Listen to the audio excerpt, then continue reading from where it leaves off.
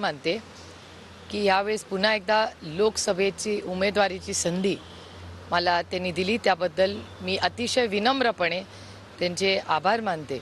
आणि बारामती लोकसभा मतदारसंघाच्या प्रत्येक मतदारांनी ज्यांनी मला 3 वेळा संधी दिली त्यांचे मनपूर्वक आभारी मानते आणि पुन्हा मला या भागाची लोकप्रतिनिधी व्हायची संधी द्या अशी विनम्र विनंती करते। तुमच्या उमेदवारी पाठोपाठ अवघ्या 15 ते 20 मिनिटाच्या कालावधीनंतर सुनेत्रा वहिनींची जी आहे ती उमेदवारी अजित पवार गटाकडून फायनल करण्यात आली। शेवटी ननंद भाऊजे हा संघर्ष आला। माझ्यासाठी ही एक वैचारिक लढाई आहे। माझी लढाई कुठल्याही व्यक्तीशी नाही आहे। माझी लढाई भारतीय जनता पक्षाच्या चुकीच्या त्यांनी जे पॉलिसी निर्णय घेतात त्याच्या विरोधात आहे। माझं राजकारण आजपर्यंत मी कुणावर वैयक्तिक टीका केलेली नाही।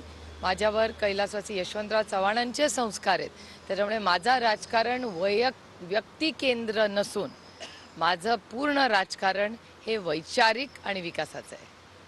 कुठले मुद्दे असणार आहेत प्रचाराचे आणि कशी निवडणूक? नाही, अर्थातच प्रचाराच्या मुद्द्यांमध्ये सातत्य नेहमीच माझं असतं।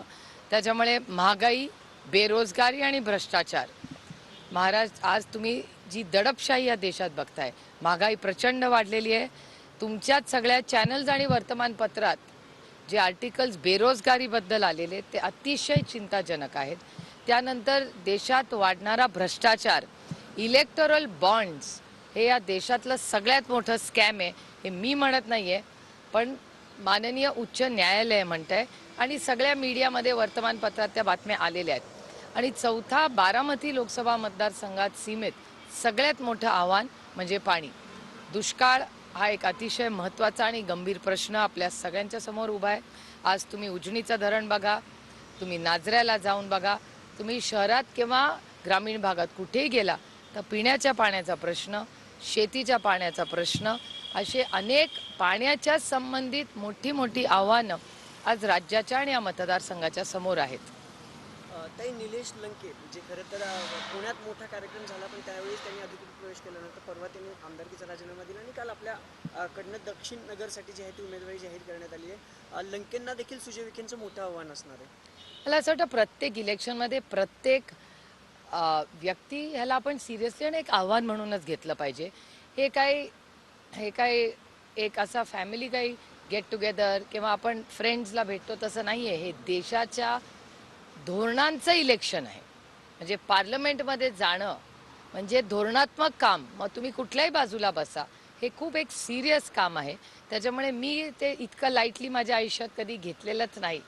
आणि माझं लोकसभेतलं काम हे देशाने पाहिलेलं आहे, तिथला माझा परफॉर्मन्स आणि सगळ्यात मोठी गोष्ट की लोकांचा संपर्क, प्रेम आणि जो सहकार्य मला मिळाले, त्याच्यामुळे आज मला पुन्हा एकदा जी संधी मिळालेली आहे ती मेरिटवर मला मतदान करा, माझं काम पाहून, माझा संपर्क पाहून आणि माझ्यावर आजपर्यंत कुठलाही भ्रष्टाचाराचा आरोप झालेला नाही।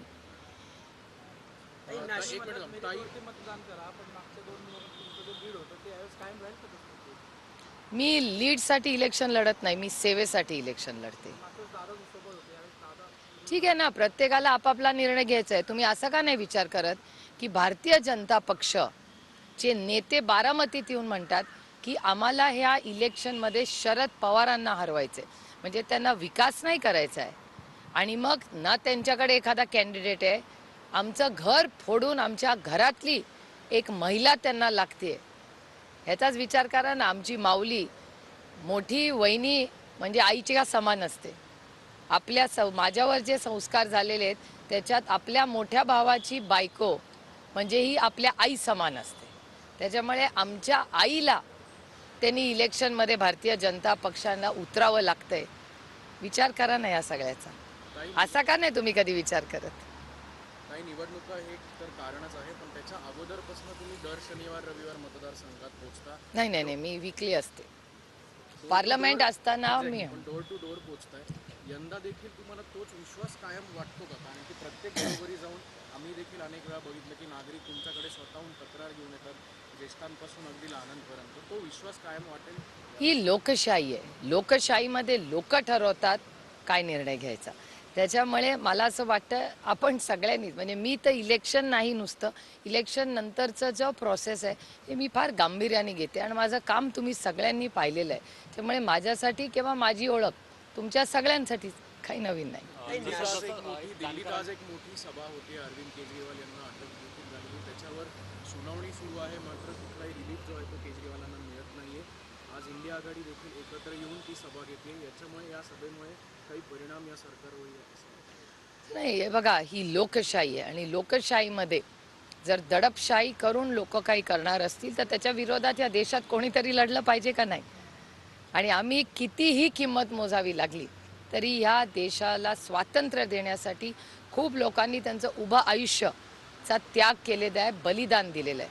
त्यामुळे ती लोकशाही जर अडचणीत आली तर आम्ही कितीही किंमत मोजावी लागली तर त्याच्या विरोधात, त्या दडपशाहीच्या विरोधात पूर्ण ताकदीने लढणार. दिल्लीत खरं तर नाशिकच्या लोकसभेसंदर्भात हा प्रश्न आहे. दिल्लीतूनच माझ्या उमेदवारीसाठी आग्रह आला असा स्फोट करत भुजबळांनी सांगितलं की महायुतीतून जर उमेदवारी मिळाली तर मी नक्की लढणार. मला याची माहिती नाही बाबा. मला कसं माहिती असेल दिल्लीतून कोण कोणाला आणि त्यांच्या आघाडीमध्ये, का त्यांची युती आहे ना, युतीमध्ये. भवियातल्या असमन्वयाबद्दल सतत बोललं जातं, पण महाविकास आघाडीमध्येही फार काही बरी परिस्थिती असं दिसत नाही. म्हणजे रात्री 3-3 वाजेपर्यंत बैठका घ्याव्या लागतात. संभाजीनगरची जागा अजून ठरत नाही, बाकी अनेक ठिकाणच्या जागा आहेत. कसं पाहता एकूणच महायुतीतलं हे सगळं जागा वाटपाचं आणि सगळ्यात महत्त्वाचं जानकरांना तर राष्ट्रवादीतून तिकीट द्यावं लागतं.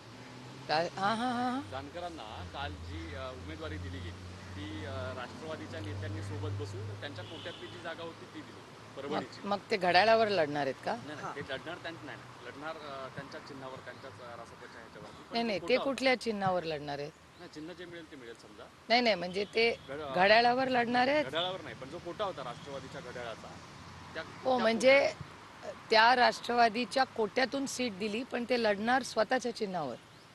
मग त्या कोट्यातून कसं? म्हणजे त्यांची सीट, जो काउंट त्यांच्या हा, म्हणजे जागा सोडली. हा. अच्छा, आणि ते त्यांच्या चिन्हावर लढणार.